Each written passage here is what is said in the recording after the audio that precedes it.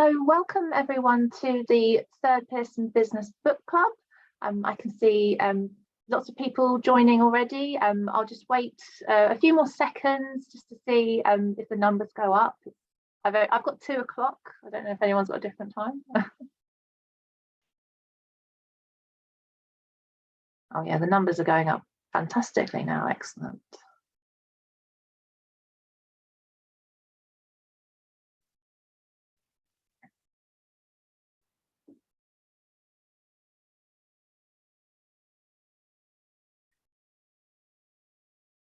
Okay. Hey, I'm going to start. So just in case you don't know, my name is Eloise Cook and I'm the publisher for the professional business lists at Pearson. So I commission books and I work with authors like Simon Horton to develop their content. So you're here for the Pearson Business Book Club, and each month we choose a Pearson business or personal development book and invite the author to discuss it. And so we'll also have a masterclass from them on a key concept from the book. And so this is what you're all here for. Change Their Mind by Simon Horton. So welcome, Simon. Welcome to the book club. Thank you very much, Eloise. Good afternoon, everybody. How are you doing? I'm not bad, but I will say up front that I've been suffering from COVID this last week. Today is my first day of feeling better, but I'm not 100%. So if I do die mid-webinar, at least the viewers will know why, kind of thing. Yes. Well, thank you so much for coming still, Simon. We really appreciate it. And yes, we will bear that in mind. I know that rates are really high at the moment. So yes. You know, I know everyone knows someone at the moment that's got it.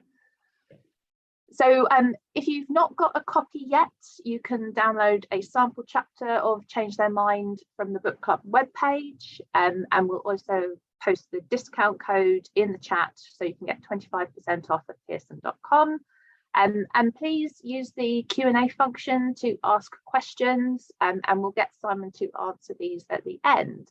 So just a bit more about Simon. He is a world-renowned negotiations expert, has spent 20 years working with a very impressive client list, companies like ExxonMobil, Johnson & Johnson, UNICEF, Goldman Sachs. I could go on, and he's a visiting lecturer at Imperial College, and he's also the author of the Leader's Guide to Negotiation in our FT Publishing imprint, so I thought I should plug that. And so as usual, we're going to kick off. I'm going to ask you some questions, Simon, and then we'll go into the masterclass. So tell me about, why did you want to write this book?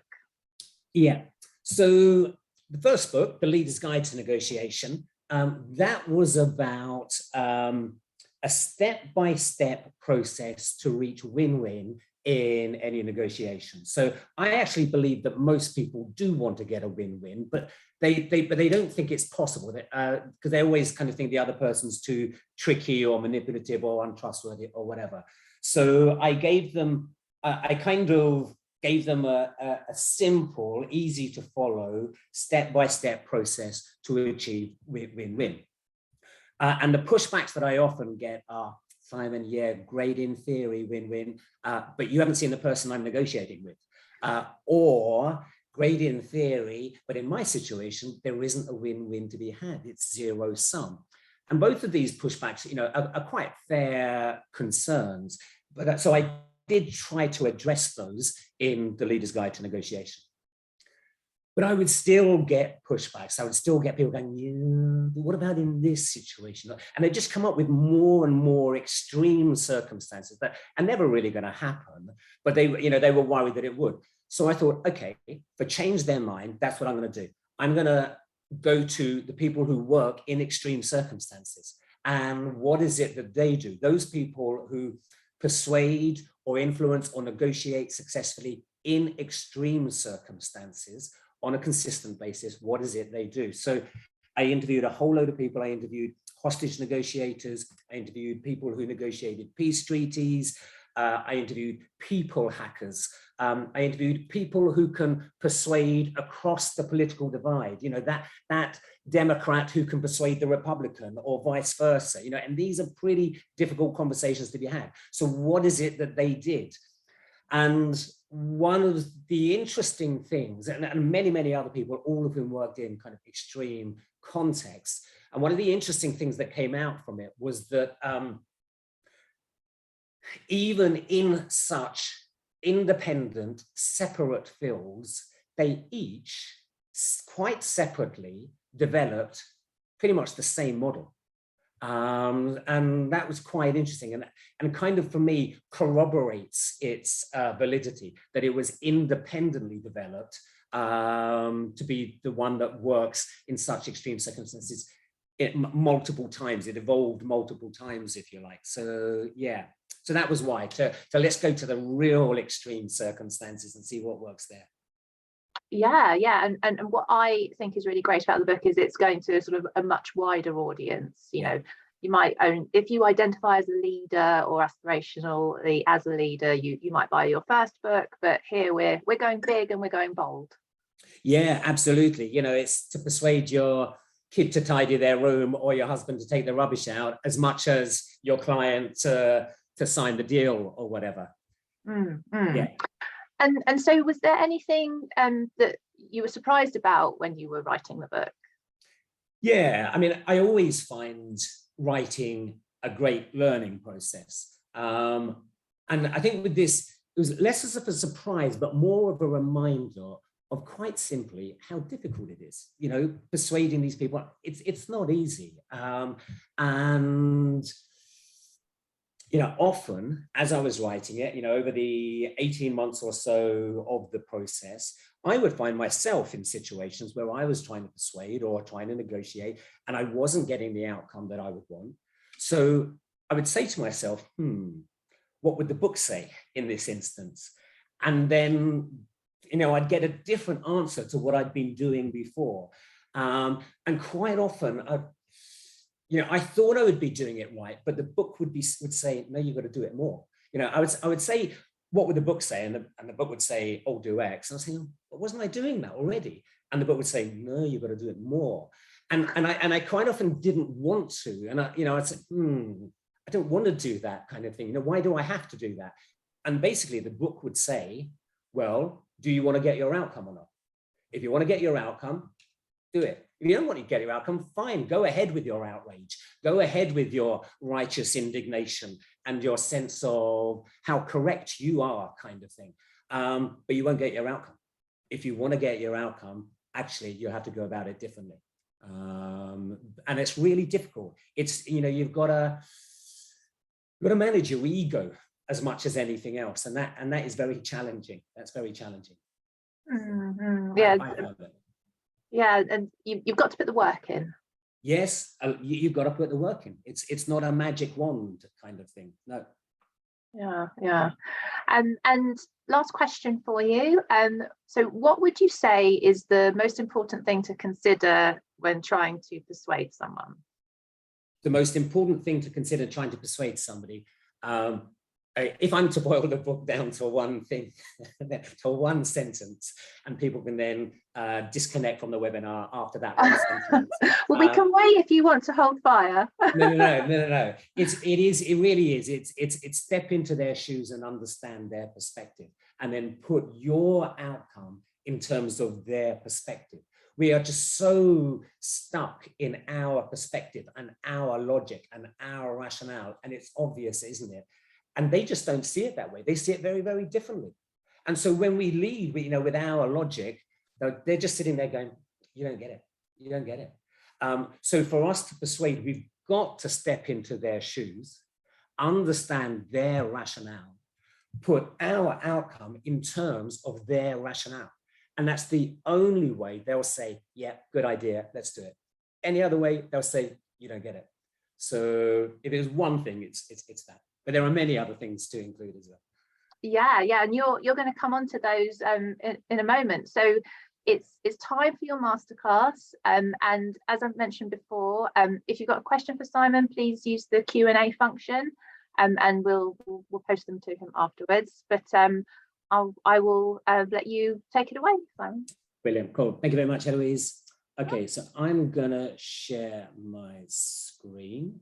There, hopefully you can all see that slide. Change Their Mind, 6 Steps to Persuade Anyone, Anytime.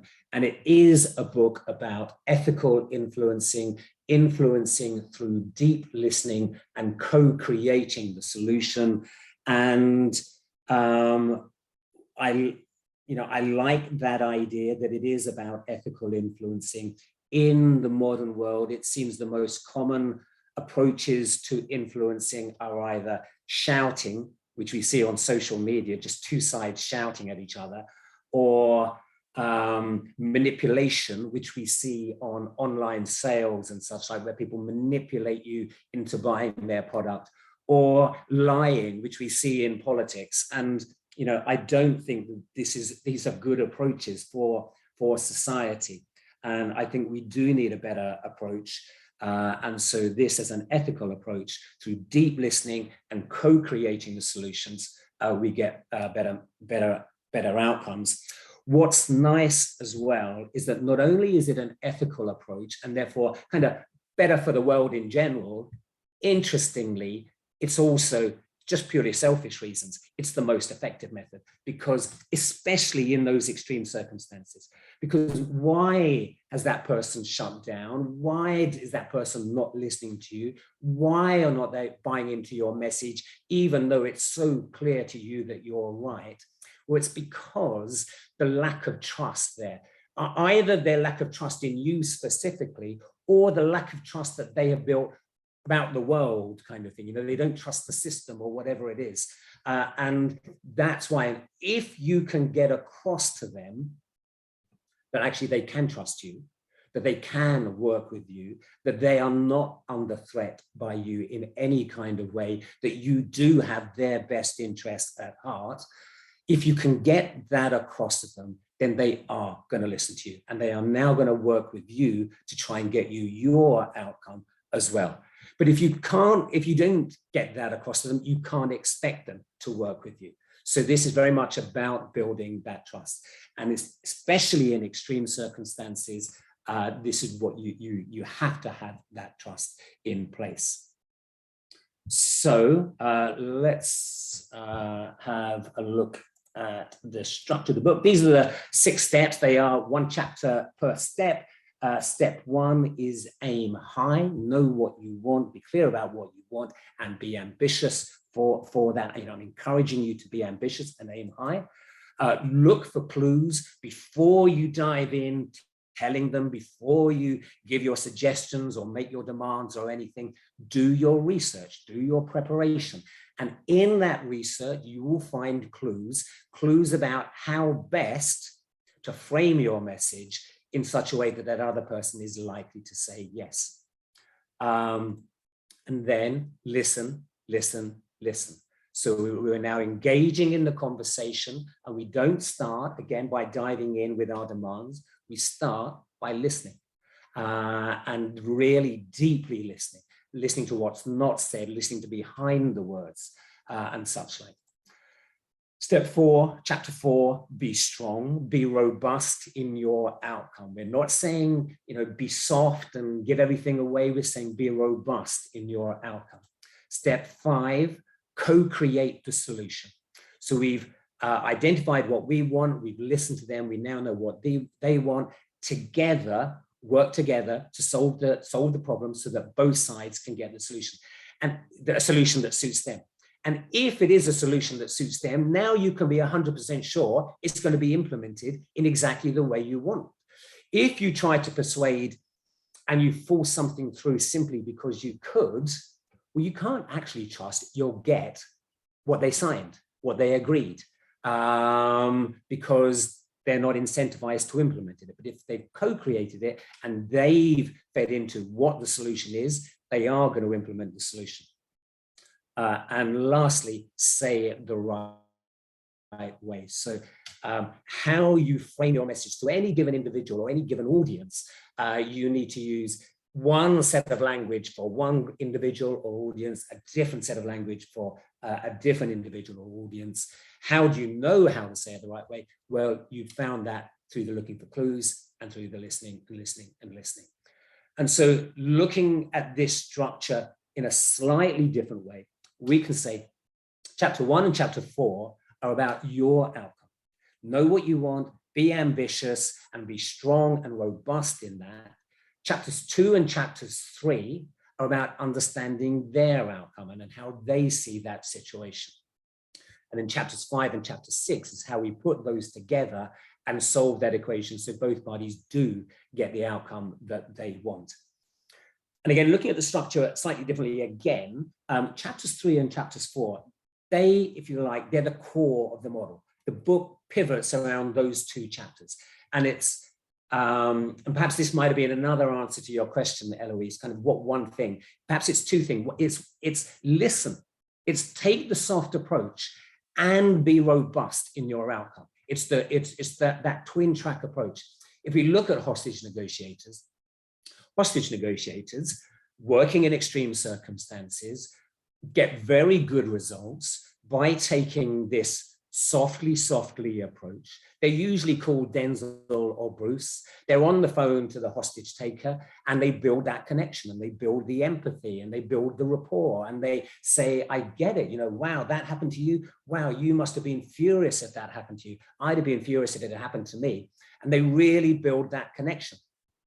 But at the same time, they are very robust on their outcome. Hostage negotiators don't negotiate. It's a misnomer. They don't say, well, okay, you can kill half the hostages, but release the other half. They're actually very robust on their outcome. And it is that twin track approach about being robust on your outcome, but taking the soft, listening, empathic approach to achieving it that is successful in these situations. So let's go into each of these chapters a little bit more detail. And obviously in the book, tons more detail, lots of tips, lots of tactics and sort of practical advice given. But aim high, know what it is you want. The clearer you know what you want, the more likely you are to achieve it. The easier it is for you to communicate it. The easier it is for them to understand it. The easier it is for them to do it. And know the why as well, the why behind it on both sides, why you want this and why they want that other thing. Because often the problem, the conflict, is at the specific demands. The solution is when you explore the reasons behind the demands, and then you can find a solution. So, you know, I want £1 million. Well, I can't give you £1 million. I haven't got any money. I'm in debt. Oh, well, why do you want £1 million? Well, I think it'll make me happy. Oh, well, maybe there's other ways that can make you happy, kind of thing. So it is not focusing on the specifics, but the reason behind the specifics that you can get the answers. I'll give you a simple example of that. During the pandemic, my mother was in a nursing home. She's 91, and they obviously restricted viewings. In fact, they stopped viewings. Even when the world opened up again, they still stopped people coming in to visit their parents and relatives. And obviously now the world had opened up, I wanted to visit my mum. I hadn't seen her for 3 months or however long the first lockdown was, and I wanted to visit her. These were, if you like, the last days of my mum, you know, and it's, you know, especially in those times, I wanted to visit her, but they were saying no, it wasn't possible. And when you found out, well, why don't they want visitors in? Well, it's obviously because they don't want people to come in, unsuspectingly bring the virus in, which could spread through a lot of people and cause a lot of damage. These are obviously people in the vulnerable categories. So they were very afraid of that, and that's quite understandable. But once you know that, okay, then there's a solution. So we agreed that I could visit, I just wouldn't go indoors, and I'd talk to my mum through the window. The window would be closed. There was zero chance of transmitting the virus through the glass. And so I could chat with my mum, I could see my mum again, we could have a chat, and they were perfectly safe with their concerns. So knowing the whys behind the asks on each side can help that. You have to ask, don't undersell yourself. Very commonly, we undersell ourselves. So let's say I want a pay rise and I know that I'm worth, I've done my research and I'm definitely worth a 10% pay rise. And I'm thinking, right, tomorrow I'm going to march into my boss's office and I'm going to demand a 10% pay rise. Well, they probably won't agree to a 10%, so I'll demand a 9%. Well, I'll tell you what, I'll demand an 8% pay rise. And then the next morning, we go into the office and say, boss, I demand a 7% pay rise. And we've negotiated ourselves down already by 30% before we've even started the conversation. Don't do this, don't do this. So in fact, aim high, be ambitious, and I encourage you to be ambitious for the other person.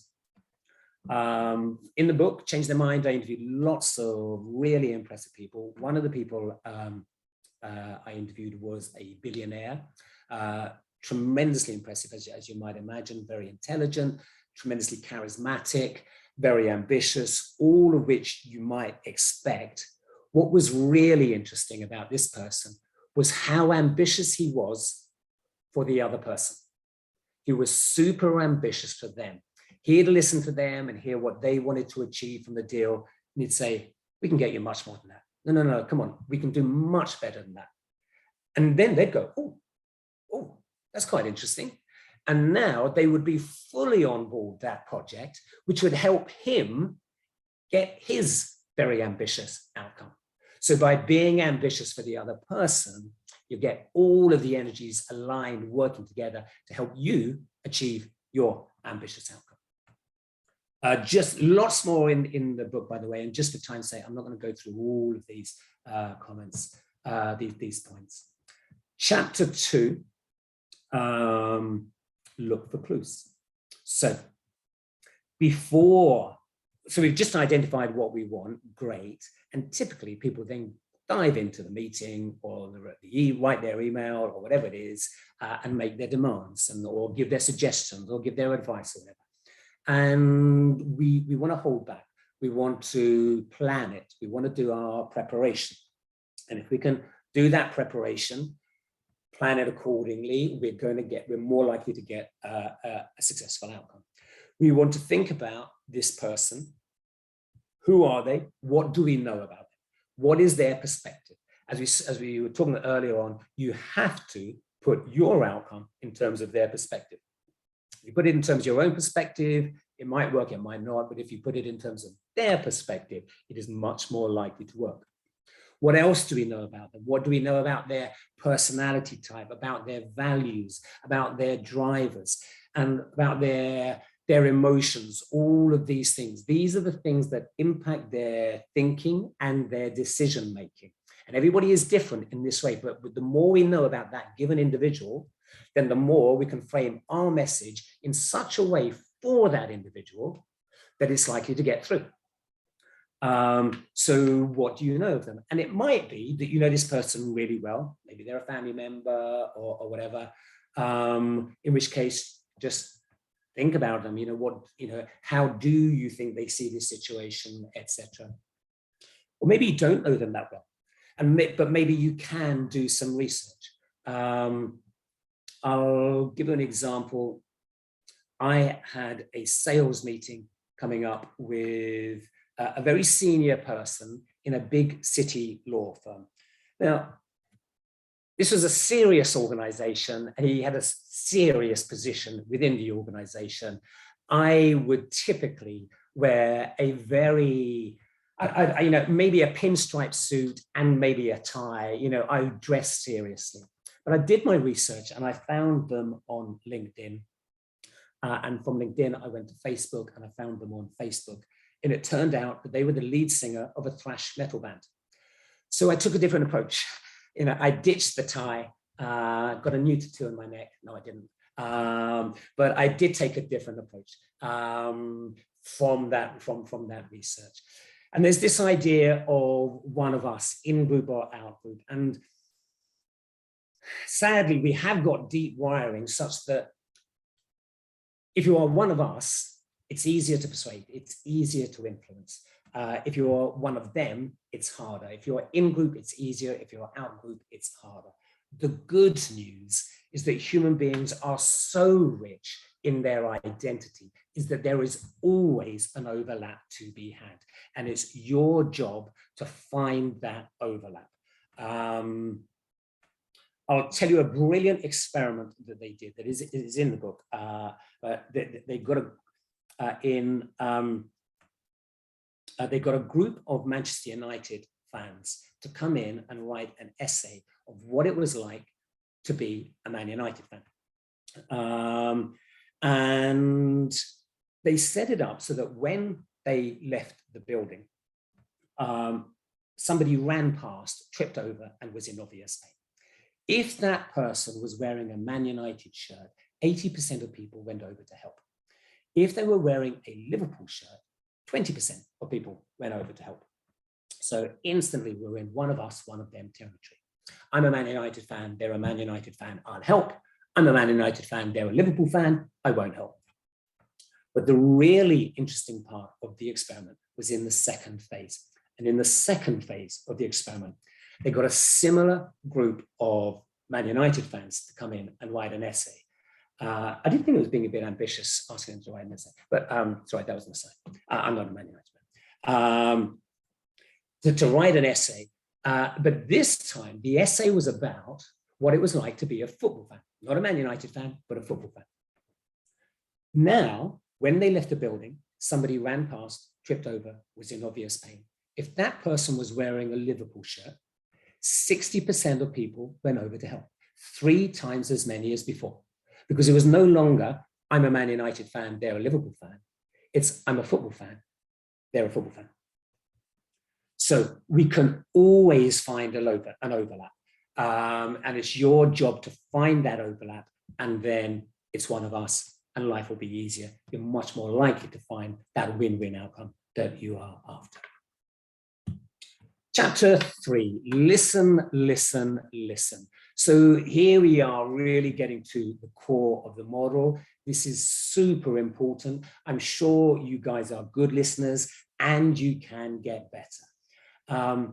It's based on the principle that whatever behavior you want them to do, you have to go first. If you want them to listen to you, which you do, then you have to listen to them first.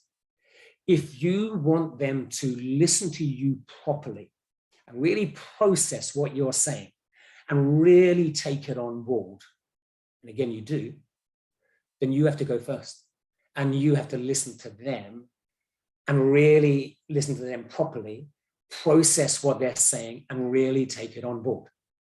You can't expect them to do that to you unless you do it to them first. So this is one of those challenging things. You know, we think we've listened, but typically, jump ahead a little bit, it says, listen to understand, not refute. Typically, we listen to refute. We listen to refute. We listen until we hear that thing that we can say, ah, yeah, but. And then we jump on that with our yeah, but. And then they listen in response in exactly the same way we did. They all listen until they can hear something that they can jump on and say, ah, yeah, but. And that's what they do. And then we have a yeah, but argument for as long as the conversation goes on. And nobody ever changes their mind. And we can see this in social media. So one person posts something, somebody else says, yeah, but. Somebody else says, yeah, but. And you can scroll down as many pages as you like. And never in the history of social media, excuse me, has anybody ever said, oh yeah, you're right, I hadn't thought of it that way. Because we're not listening properly. So, excuse me, we want to listen to understand, not refute. And then related to this is the idea of psychological safety. Psychological safety. Psychological safety is a bit of a trendy term at the moment, actually. You see it around a lot. And that's good. That's really good because it's a really important concept. Google did a project, you may have come across it, you may not have, a project called Project Aristotle, which was basically an internal research project where they looked across their organization who, excuse me, who were the high performing teams in Google. And then they looked for various other factors that correlated with the high-performing teams. And it turned out that the single most important factor in terms of correlating with high performance was psychological safety, such that every person in that team felt psychologically safe. They did not feel psychologically threatened in any kind of way. They felt respected. They felt valued. They felt that they could contribute at any point, that if they did contribute, it would be listened to, it would be taken on board, it would be considered, it wouldn't be dismissed, it wouldn't be judged, it wouldn't be laughed at, that their contributions would always be considered valuable and would be welcomed.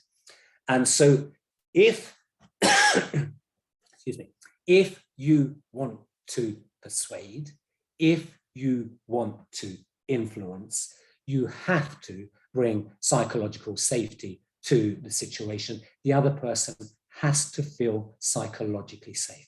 Otherwise, their defenses will be down and they will not listen to what you're saying, or they will listen to it in a distrustful way.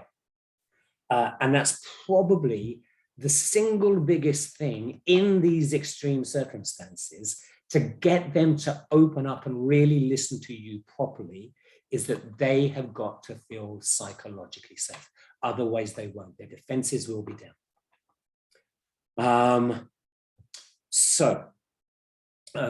Very, very important. It's the concept of unconditional positive regard. Unconditional positive regard. Respect that person, no matter who they are, no matter what they've done. Kind of almost, even if they're the worst of the worst, even if they've done the worst of the worst, if you want them to change, actually condemning them as the worst of the worst is your least effective approach. Your best approach to getting change is to still bring unconditional positive regard, even in that instance. It's a very important. Chapter 3 in listening, a lot of it is also about listening for the non-verbals. How do we listen to what's not said? It's in the non-verbals. Poker players know this. Poker players will tell you that we leak huge amounts of information all the time. That you could ask me, do I like Donald Trump? And I could say, yeah. Or I could say, yeah. Same verbal content, polar opposite meanings. One was a very sarcastic, yes, i.e. meaning no, and the other one was an affirmatory, an affirmative, whatever the word is, way of saying yes, actually I do, kind of thing. But all of that meaning was in the non-verbals. So a lot of it is about tuning into the non-verbals. Chapter 4, be strong, be strong. And we're saying, let's be clear, be strong so you don't have to use that strength. Precisely so you don't have to use that strength. I often say that it's amazing how collaborative the other person is if you've got a bigger army than them. So, so how do you get that? The pushback I often get is that the other person I'm negotiating with isn't being collaborative, or I can't trust them. Well, one of the ways of making them more collaborative is by projecting strength. And then they're less likely to try anything on. And so you are less likely to have to use strength for that very reason. So one of the interviews I had in the book was with, it's an amazing interview. I have to say, some of the interviews I came out with kind of, humbled by these interviews. This one was by Lord David Owen. Many of you, I'm sure, will know Lord David Owen was Foreign Secretary in the Labour government in the 1970s. In the 1970s, the British government, both the Labour government and Conservative governments, had been negotiating with Argentina over transferring the Falklands or the Malvinas, however you want to call them, to Argentinian governance. And interestingly, both the Labour governments and the Conservative governments had actually wanted to get rid of the Falklands. It was expensive to run. They didn't see much benefit in holding on to it. They were actually trying to get rid of it. The problem was, politically, it wasn't an easy thing for them to do. The Falkland Islanders were very against becoming Argentinian. They had a referendum and it was a 99% vote against becoming Argentinian, and the British people in general and the press were against it as well. But they were trying to find a political way to make it feasible. And then in 1976, Argentina had a military coup, and there was a new government in place, a military government, that were a very aggressive government. Internally, they disappeared thousands and thousands, tens of thousands of people with different political views to them. And they made it known very clearly that they were going to invade the Falklands. And it was common knowledge across Argentina that they were going to invade. The Argentinians were all going, yeah, great. In fact, they did invade some outlying islands on the Sandwich Islands, which are just off the Falklands. And on the basis that they were thinking, we'll invade, the British won't do anything about it, and we'll get away with it. So David Owen, what he did is he very quietly sent a small but significant naval task force down there. It was a submarine, 2 frigates, and a couple of support vessels. And he didn't say anything about it, just sent them down there. They were stationed kind of just over the horizon, but they were there to be seen. And the Argentinian military government saw that and said, oh, no, we better not do that.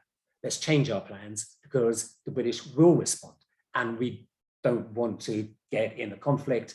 And in actual fact, Lord Owen said that the previous couple of rounds of negotiations with the new junta had been very aggressive, very, very difficult rounds of negotiations. And he was expecting the next one to be even worse. And it turned out it went really, really well. They changed their style of negotiation massively and were much more cooperative. So it's the show strength or whatever that might be so that you don't have to use it. And strength can mean many things, be creative about what it means in your context. But at least it means be strong on the outcome and soft on the approach. So we are combining the soft approach with the, if you like, the don't mess approach and the softly spoken, empathetic approach kind of thing. And it's that combination that can often be the thing that works. Other relevant things there, dealing with difficult people. I'm sure you don't have any difficult people in your world, but in that hypothetical instance that you were to, we give you lots of ways of dealing with that. And one aspect of strength is your ability to manage your own self. So we were talking earlier on about managing your ego, managing your emotional response, and kind of stepping outside of the emotion and thinking, well, hold on, is that emotional response going to be my best thing? Is that going to help me get what I want or not? And if it isn't, put that emotion aside and go back to what is it that I want? What's my best way of achieving it? And that's a strength. The ability to do that is a strength. The inability to do that and just go with the emotion because it's stronger than us is a weakness, and it does undermine us getting our outcome in many, many situations. Oops, sorry, I went ahead too far. Chapter 5, co-create the solution. So chapters 1 and 4, we know what we want. Chapters 2 and 3, we found out what they want. So now work together and solve that equation so that both parties can get what they want. It says plan the process collaboratively too. This can be a really useful thing to do. So even before you get to solving the problem, if you work together to plan the process of how you're going to solve the problem, you do that collaboratively, that can be a really nice way, because what you're doing is you're practicing the collaboration, if you like, long before anything contentious comes up. And so, for example, one extreme situation that I always think about is Northern Ireland, the Good Friday Agreement, almost a miraculous kind of solution. It was 3 years, it was a 3-year process, and it was described by Senator George Mitchell, who was the chair of the process. It was described as 3 years of failure and 1 day of success. Happened to be the last day, so which was the important day, that was a successful day. But so 3 years of talks, but even before those talks, there were years of talks about the talks. Between the relevant parties, there were talks about the talks, about how those talks would proceed. And even before the talks about the talks, there were secret talks about the talks about the talks. And it was that process that enabled to make sure that the final process, the agreement process itself, would go successfully, and what led to what might be called a miraculous outcome. In fact, staying with the island of Ireland, there's another really nice example of how this can be done really, really successfully, even in extreme circumstances. So,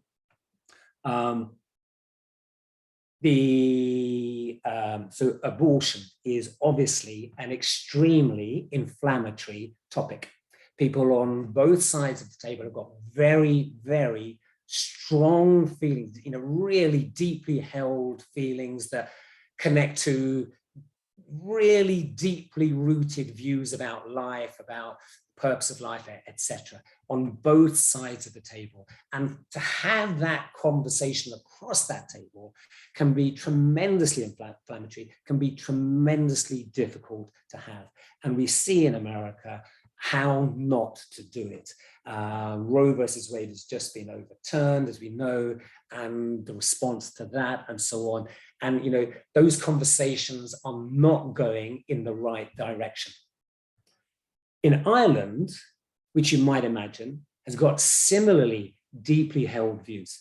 Ireland is obviously part of the population are very traditional and very religious.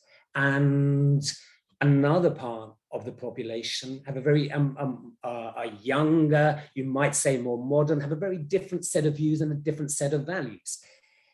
So, and it was embedded in the Constitution of Ireland that abortion was illegal, should be considered as murder. And yet this was obviously a discussion that needed to be had. So they took a different approach. And in 2016, they held a People's Assembly, where they basically got 99 people randomly selected from the population, pretty much picked from the phone book at random. The only criteria was that the demographics of that 99 paralleled the demographics of the wider population of the country in terms of age group, in terms of religious beliefs, etc. And they had a People's Assembly. So they basically, over a number of days across a series of months, those people met up, heard presentations by experts on different aspects of the topic, were given further reading to do, then conducted discussions amongst themselves, facilitated with guidelines that they had to be very respectful, that they had to listen to what the other person was saying and such like. But they were taken through that process, a managed process, and where they were able to have the conversation in a respectful, safe kind of way. And they came to an agreement, despite the fact such different views on, and such deeply held different views on such an inflammatory topic. They came to an agreement, and the agreement that they came to was that there should be a referendum, that it wasn't up to any one of them to decide for the other people, that there should be a referendum, and whatever the referendum says, that's what the country should follow. And so they recommended that to the government, and in 2018, the Irish government held that referendum, and there was a 2/3 majority that the constitution should be changed and that abortion should be legalized. And so that was a much, much better way of managing a tremendously difficult topic conversation to be had. Chapter 6, the last chapter, say it in the right way. Say it in the right way. So what do we mean by the right way? Well, firstly, it's the when and the where and the how. You know, sort of, if you know that they're always grumpy in the morning, don't ask them in the morning. If you know that they prefer to have the conversation offline, have the conversation offline. And offline and less formal is often the best place. You know, sort of, face-to-face is generally better than email. In the coffee shop is generally better than their office or yours. And then kind of work with what they give you. So all of that stuff that we've found out from the looking for clues and the listening and listening and listening, all of that stuff that we found out, how they make their decisions. You know, as they're talking, all of that, they are telling you how they make their decisions. They are telling you how their brain works. Wait, you just use that. You just work with that. And you're much more likely to get the outcome that you're after. So I'll give you an example of this. So I used to be very into hiking and mountaineering and that kind of stuff. And on a cold, rainy winter's day, there's nothing I would like more than hiking up a good steep mountain with a pack on my back. And my girlfriend viewed it differently. I don't understand why, but she had a different perspective she had different feelings, let's say that, about the prospect of hiking up a mountain on a cold, rainy winter's day. And so every weekend, you know, well, she was more of a fashionista. She was more of a let's watch Sex in the City kind of person. So every weekend when the discussion came up about what shall we do this weekend, you know, I'd say, why don't we go for a hike? And it generally didn't go well. But I did know that she had a couple of friends who liked hiking as well. And she was a social person and she liked seeing those friends. So, and I also knew that what she did like was that feeling of coming back from the walk, and we're now indoors, we're now warm, and we've taken off our wet jackets, and we're now nice and warm indoors, and we're going to snuggle up on the sofa and watch a film or something like that. And I know she did like that kind of cozy feeling. So that's how I would present it, rather than say, hey, let's go for our hike. There's a great mountain over there. It's about 20 miles to get there and it's really steep. It'll be lovely. The weather's really great. It's raining all day. Rather than saying those terms, which are the terms that would excite me, I would say, hey, how about we go for a walk? I wouldn't even use the word hike. I'd say walk or stroll or something. I don't know. I can't remember precisely. But I'd say, hey, let's go for a walk. Why don't we get your friends to come along as well? And then when we get back, I'll cook dinner, you choose a film, and we'll snuggle up and watch that. So I'd put it in terms of the things that I knew she liked.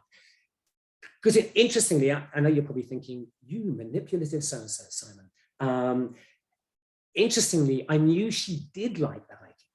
I knew she did like it, except for that wasn't her first thought. Her first thought was, it's going to be wet, it's going to be cold, why can't we go shopping instead or something? And what I had to do was to get her thoughts to leapfrog that first thought to the bits about it that she did like. And I knew she did. Just once she'd gone over that first automatic reaction, she would enjoy it. And so for me to get my outcome, that's what I would have to do. I try not to be too manipulative in my relationships. So that's it. Chapters 1 to 6, steps 1 to 6, aim high, be ambitious for them, look for clues, do your research. Listen.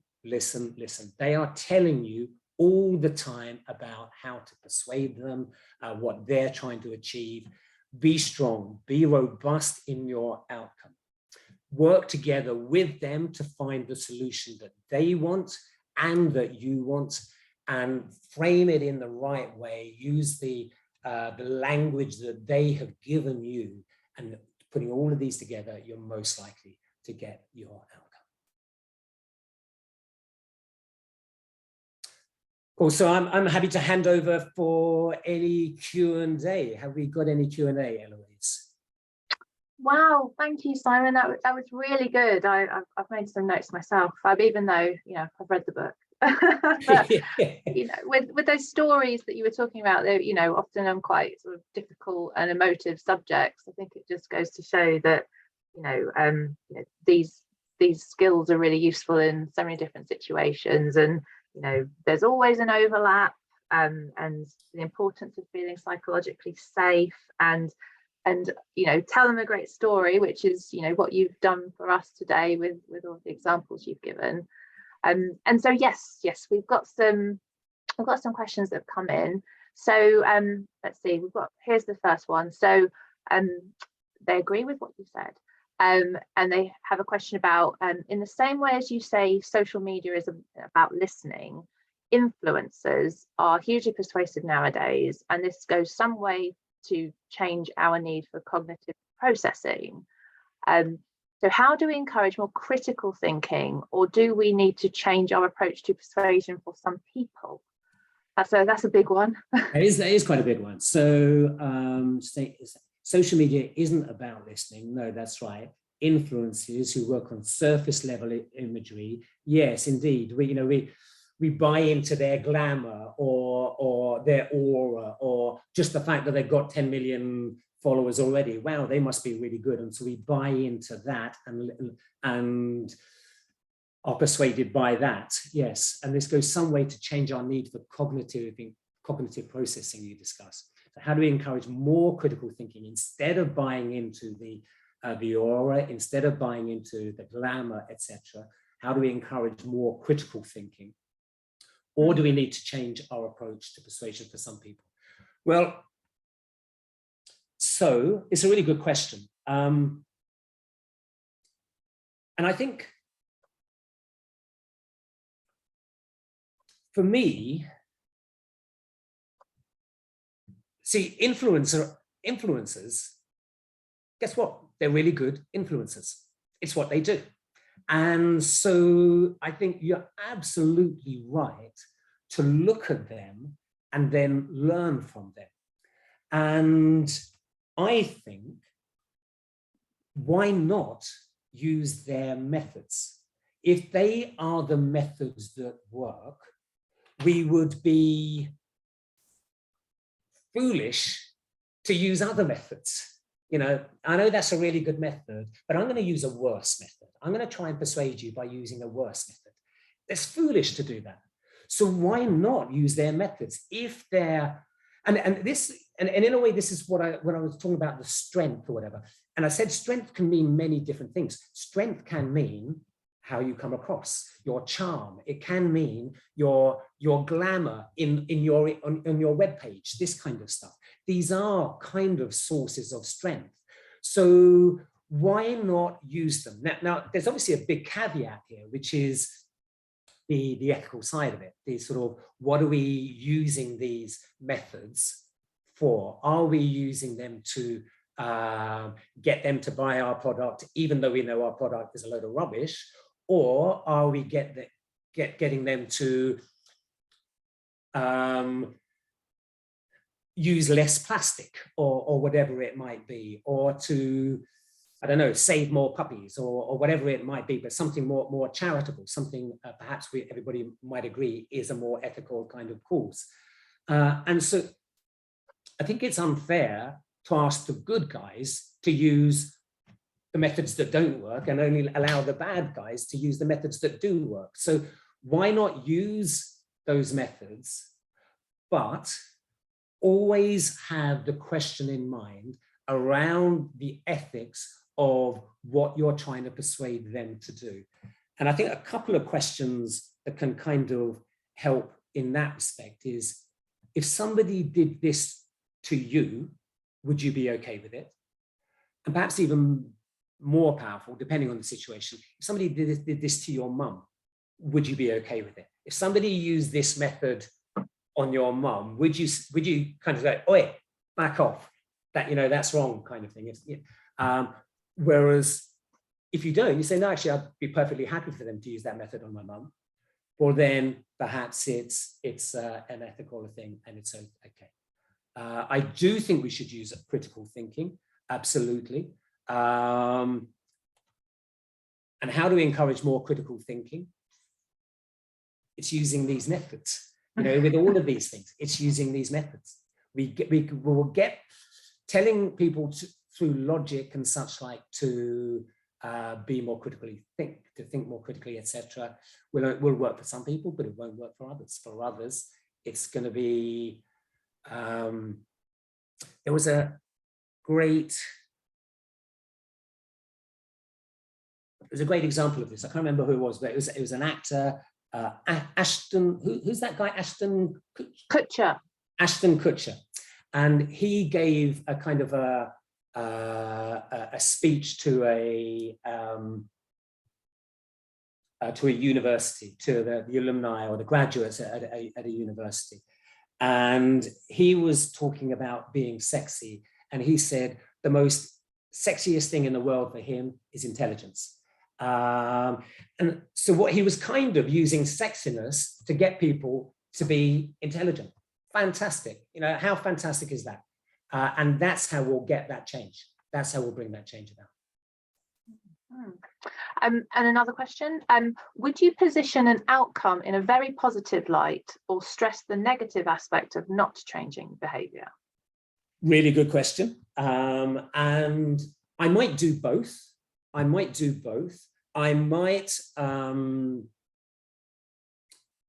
excuse me.